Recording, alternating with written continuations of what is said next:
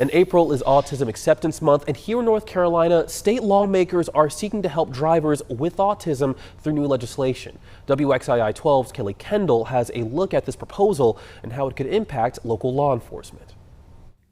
It's called House Bill 21. If signed into law, it would direct the State Division of Motor Vehicles to create a statewide database of drivers with autism. The designation would be tied to people's driver's licenses. To get that designation, a person with autism would need to bring proof of a medical diagnosis with them to the DMV. The database would be available to law enforcement with the goal of improving interactions with drivers on the autism spectrum during traffic stops. The Burlington Police Department is already looking for ways to improve similar interactions. It held an event Saturday for families and individuals with autism to engage with first responders and telecommunicators, get resources, and explore vehicles in a sensory-friendly way.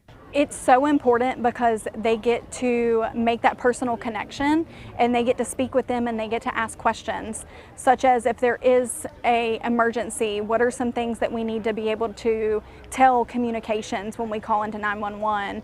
What are some things that we need to make sure officers know when they arrive on scene or fire knows when they arrive on scene? Patrol Officer Marcus Clark says he would be in favor of legislation like House Bill 21. There are folks that are on the spectrum that are nonverbal, so obviously not knowing that on the forehand, it can come off as they're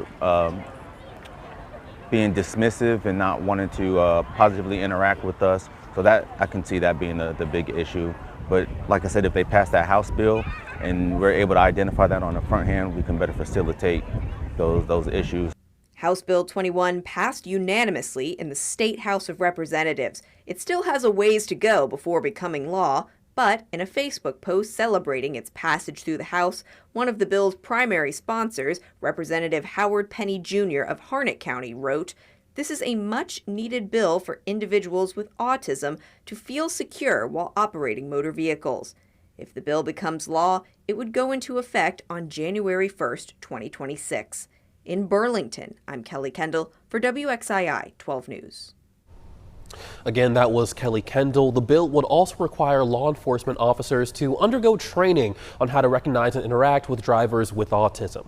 WXII has more stories about neurodiversity. Our Kara Peters recently spoke with an autism advocate about what to look out for in kids if they are showing signs of mistreatment. You can find that story and more on our YouTube page.